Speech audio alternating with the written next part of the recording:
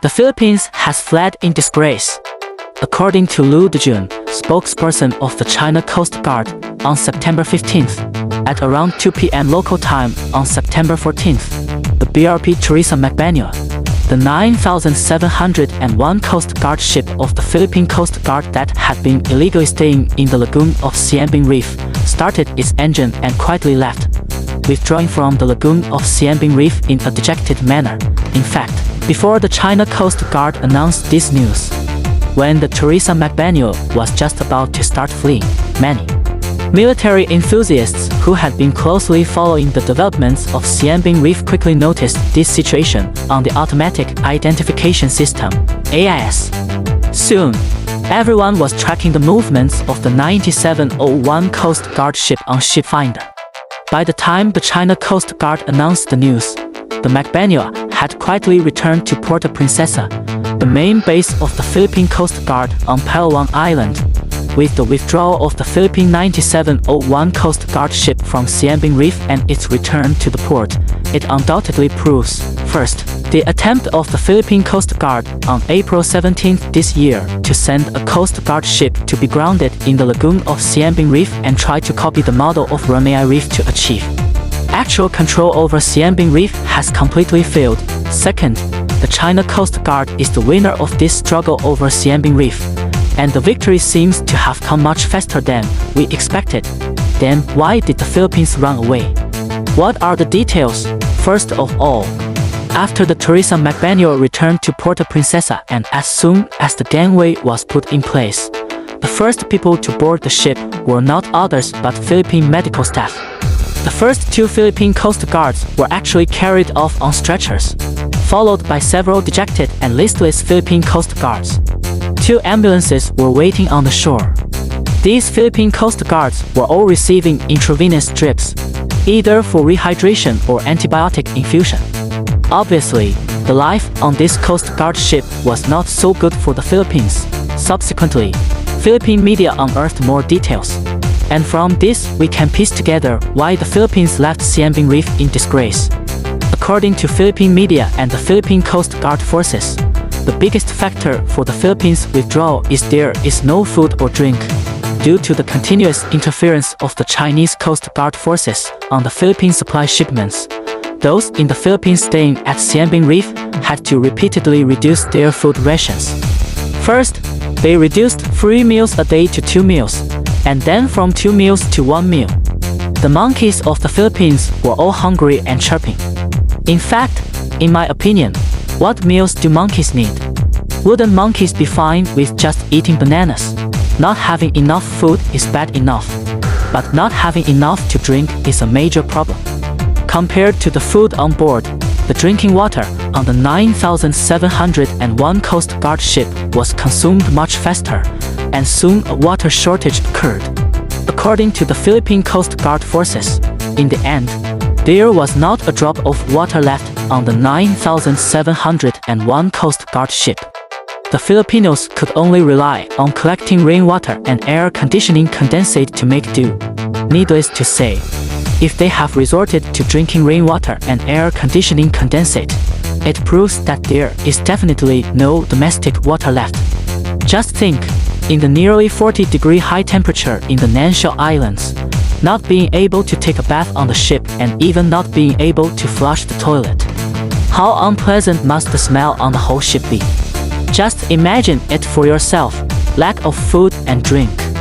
And I seriously suspect that the Philippines did not filter the rainwater and air conditioning condensate when drinking them. As a result, an epidemic soon broke out on the Coast Guard ship. It is said that a large number of crew members had severe diarrhea, the kind that leads to dehydration directly.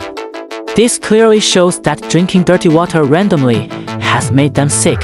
In addition, some people developed rheumatoid arthritis, probably due to staying in a humid environment for too long.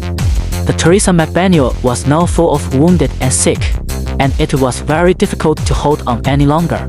Finally, the Philippine Coast Guard Department also said that due to the collision between the Teresa McBanuel and Chinese Coast Guard ships on Xianbin Reef on August 31st, a large hole was knocked in the hull. Later, The crew members urgently blocked the hole temporarily with wooden planks. But blocking it is clearly not a permanent solution. Once a storm hits, the seawater will surely flood in. Once the seawater floods in, it's hard to say how long the Teresa McBagnio can hold on. However, I think this is purely an excuse. Judging from the photos previously released by the Philippine Coast Guard, the so-called large gap on the Teresa McBagnio doesn't seem that big.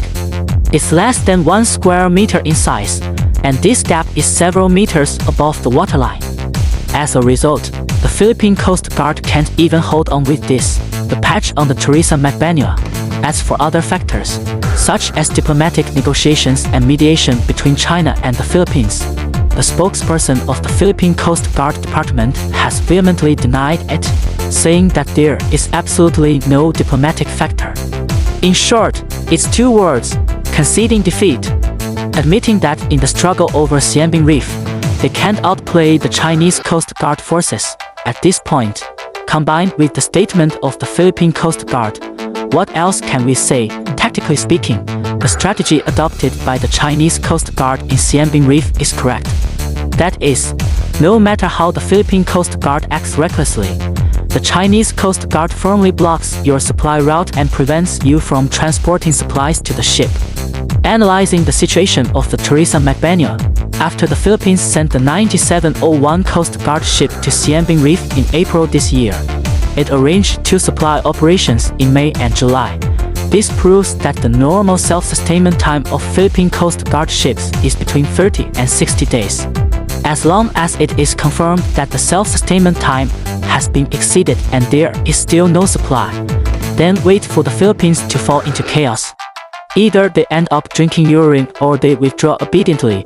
Philippine media has started to smear China, claiming that the crew members are dehydrated due to China's blockade. You come to someone else's place and refuse to leave, and still expect others to provide you with food. Therefore, the logistical tactics chosen by the Chinese Coast Guard are completely accurate. In fact, after the Philippine Coast Guard carried out the last supply operation for the Teresa McBagnio in July, according to existing data, except for arranging a not very successful airdrop supply by a Philippine Coast Guard H-145 small helicopter on August 28th, and some of the supplies were even dropped into the sea and picked up by the Chinese Coast Guard. All other supply missions failed from July to September, which is about 2 months. It has exceeded the self-sustainment time allowed by Philippine Coast Guard ships. No wonder the Coast Guard ship of the Philippine Coast Guard Force finally couldn't hold on. At the same time, the battlefield intelligence work of the Chinese Coast Guard is also done very well. According to my understanding, China has used some very new means to carry out battlefield intelligence collection work. The newness of work means and the high efficiency of work, such as drones, etc., far exceed my expectations. In contrast, the actions of the Philippine Coast Guard Force have a serious generation gap compared to China. Of course, the intelligence work of the Philippine Coast Guard Force is also assisted by the U.S. Navy. During the Philippine Coast Guard supply operations to Xianbin Reef, the U.S. Navy has dispatched P-8 anti-submarine aircraft many times to provide intelligence support to the Philippines. This is also why I say that the United States is the cancer of world security and the United States is the terrorist. But still, in the face of absolute power superiority, playing these tricks is of no use. In fact, China has overwhelmed the Philippine Coast Guard Force with overall strength. As for the combat effectiveness of the Philippine Coast Guard Force, I really can't think highly of the combat effectiveness of the Philippine Coast Guard Force. After all, although the Philippine Coast Guard Force can describe their experience on the Teresa McBagnio as extremely miserable, just like Pirates of the Caribbean. But in fact, if we take a closer look, if we want to overcome these difficulties, it is not completely impossible. For example, the Philippine Coast Guard Force said that there was a large hole on their ship that was hit by the Chinese Coast Guard. Isn't there also a dent on the Chinese Coast Guard ship that was hit by the Philippine Coast Guard? The Chinese Coast Guard can firmly hold its ground and never retreat.